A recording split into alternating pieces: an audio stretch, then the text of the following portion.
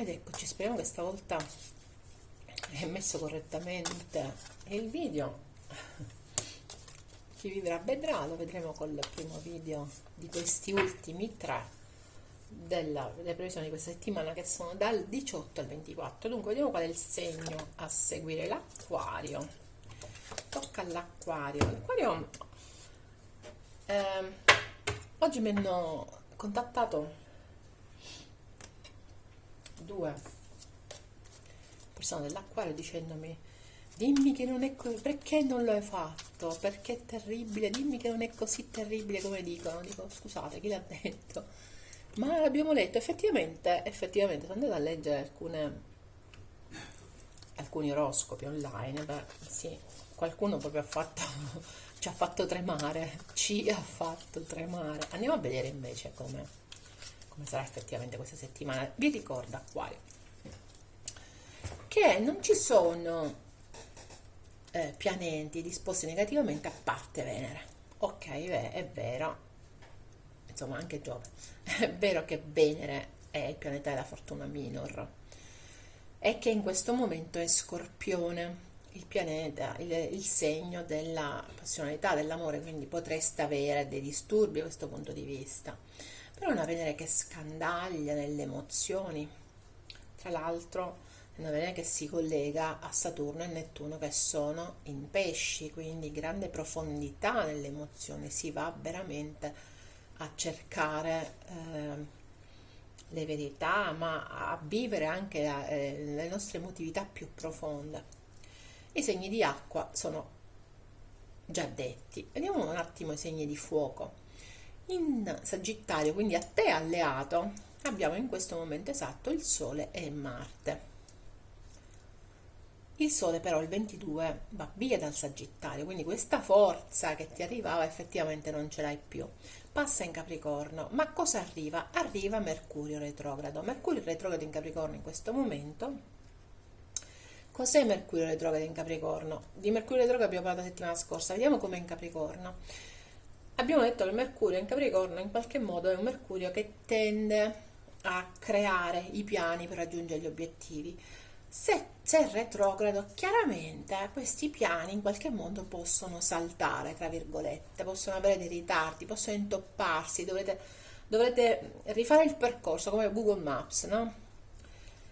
Se addirittura passa in Sagittario, pure l'obiettivo viene un attimo bloccato, quindi mentre il Sagittario è una persona all'arciere, quindi è un segno che cerca di arrivare subito al proprio obiettivo, lo individua e vuole arrivarci, con un Mercurio retrogrado, scusatemi, retrogrado, chiaramente può avere degli inceppamenti. Quindi questa retrogradazione di Mercurio, che ripeto, non va mai a retrogradazione veramente, ma è un'illusione ottica della Terra. Posti i segni di fuoco, che quindi in ogni caso dalla parte sono in Sagittario, i pianeti sono in Sagittario, quindi aiutano tantissimo l'Acquario, che ripeto sono in questo momento Sole e Marte, e poi saranno invece Marte e Mercurio retrogrado. Passiamo ai segni di terra, che fanno l'unplane. In questo momento abbiamo Plutone e Mercurio retrogrado in Capricorno, Urano e Giove retrogradi in Toro. Dal 22 il Sole passa in Capricorno, quindi dà manforte a questi segni di terra, poi Mercurio passa in Sagittario, si danno una sorta di cambio, però chiaramente il Sole sappiamo quanto è forte. E sono nella 12ª casa dell'Acquario, quindi una casa che ci spinge anche a riorganizzarci nelle compagnie. Cos'è che è antipatico in questo momento? Le due quadrature. Abbiamo due pianeti della fortuna, entrambi in quadratura. Sia quello di Giove, che è retrogrado tra l'altro, quindi cerca di farci aggiustare tutto qualcosa del passato, sia Venere. Ok, quindi Venere spinge in avanti in quadratura, Giove spinge indietro in quadratura, e effettivamente l'Acquario potrebbe risentire di questa quadratura con questi pianeti, però insomma tutto il resto mi sembra molto, molto ok. Andiamo a vedere comunque con quale energia arriva questa settimana l'acquario. Non ho detto i segni d'aria perché, come capite, non ci sono pianeti sui segni d'aria, non ne sono rimasti, sui segni d'aria non ce n'è. Energia interna dell'acquario, l'otto di denari, energia esterna, il mondo, la giustizia. Prendiamo le carte dei segni d'aria. Mi devo un attimo ambientare di nuovo io qui in questa modalità nuova. Ok. Allora, l'otto di denari, c'è voglia invece da un punto di vista interno, si arriva con voglia di costruire, anche se è vero, ci sono grandi paure che si porta appresso l'acquario in questo momento, vuole trovare l'equilibrio, sta cercando di ricostruirsi l'equilibrio, vedo queste due carte, sta cercando di ricostruirsi l'equilibrio, però è anche vero che ci sono grandi mossi, grandi paure, che in ogni caso ancora non è riuscito del tutto ad eliminare. Ok, vediamo il 9 di coppe, la regina di aria, la mia carta preferita di questo marzo, la luna e il 7 di denari. Come ho detto, c'è questa voglia di creare qualcosa di nuovo, c'è questa voglia di non vi dico sperimentarsi, ma di viversi, di organizzarsi, di viversi al meglio, di ritrovare un equilibrio che magari avevate perso, però è tutto questo riguarda le emozioni. È anche vero che c'è grande emotività, grande emotività. C'è comunque un acquario abbastanza deciso a imporre i suoi limiti, i suoi confini. Un acquario tosto, perché l'energia della regina di spade è molto tosta, a parte che mi sembra molto esaltato l'elemento bilancia. Vedete, la giustizia qui è la regina di spade. Con la luna, beh, chi ha la luna in bilancia sicuramente ha delle esaltazioni questa settimana, acquario con la luna in bilancia, per dire. Grande emotività, sta cercando di mettere a posto le proprie emozioni, di dare una strada alle proprie emozioni, alle proprie paure, l'acquario. Probabilmente è questo quello che in qualche modo avvertiamo e che forse dico, fa paura. Lo scandagliare delle emozioni e andare soprattutto a rimettere in equilibrio anche la paura è un'emozione.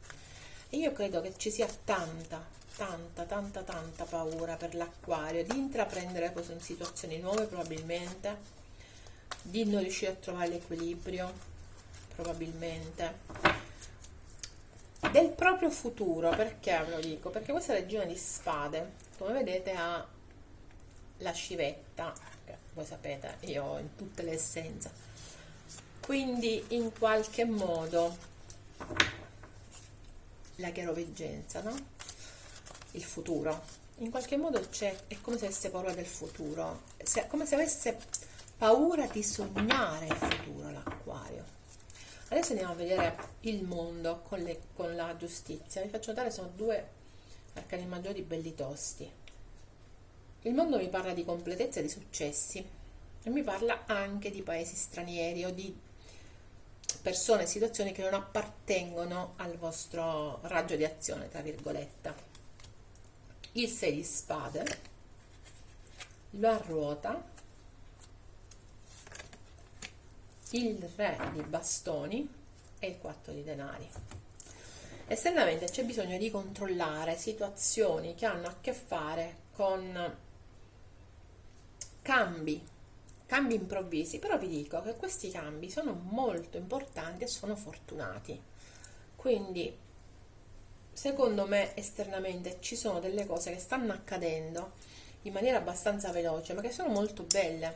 Per qualcuno ci potrebbe essere l'approccio di una persona dei segni di fuoco, Sagittario, Leone, Ariete o similari, che si approccia in una maniera molto veloce, ma proprio e con grande spirito di vittoria, tra virgolette. È qualcuno che potrebbe completarvi. Vero è che l'acquario, come dicevo qui, esercita molto in questo momento il suo bisogno di limite, di confine. È un acquario che non è intenzionato a dare più di quel che vuole, assolutamente. Vabbè, con due pianeti big come quelli che ha in quadratura, ci credo pure, rischierebbe di fare cazzate, passatemi il termine. Quindi grande, grande senso del controllo per l'acquario, grande, grandissimo, anche in situazioni che sembrano evolversi in maniera positiva. Per qualcuno ci sono proprio situazioni inerenti al cuore, per qualcuno situazioni inerenti al lavoro che si mantiene con uno slancio in avanti, con un cambiamento positivo. Vediamo le energie della settimana. Il 2 di bastoni, l'asso di spade al contrario, il 4 di denari, lo stesso qua al contrario stavolta, l'8 di coppe, il 6 di coppe al contrario, il giudizio al contrario. Quindi inizio settimana un po' più deciso. Si fa il primo passo, si guarda l'organizzazione, si cerca di decidere dove andare. Però poi c'è una sorta di mancanza di chiarezza anche in alcune situazioni che sono un po' caotiche. Possono essere situazioni che verbalmente appaiono caotiche, ok? È come se non si riuscisse a dirimere una questione, non si riuscisse a chiarire una questione.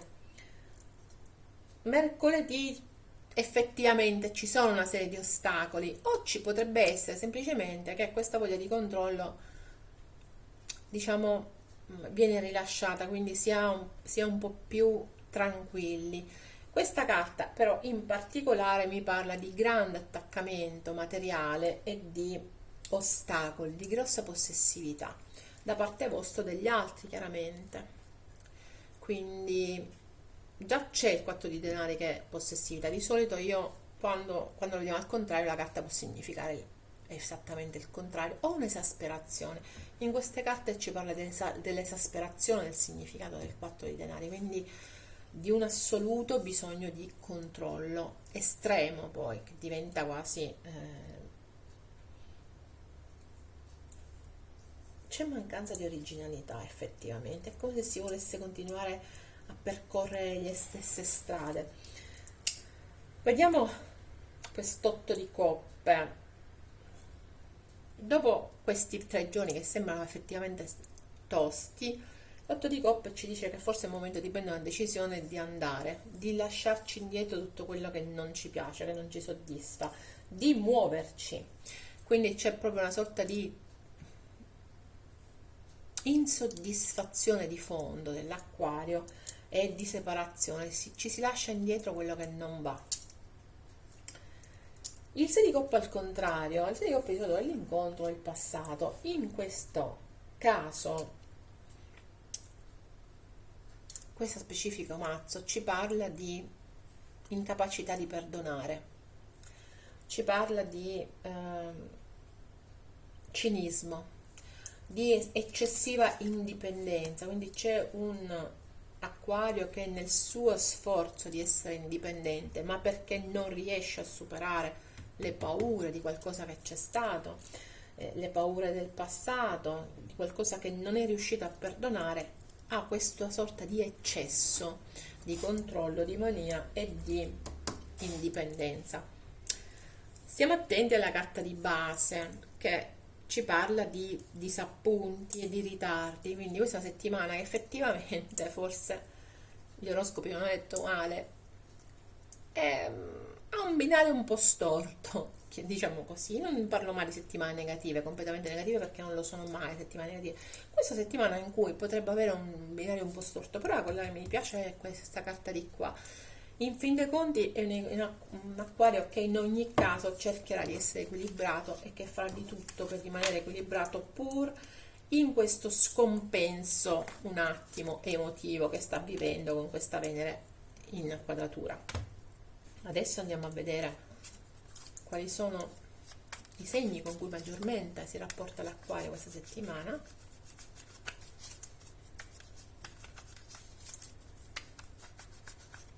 perché.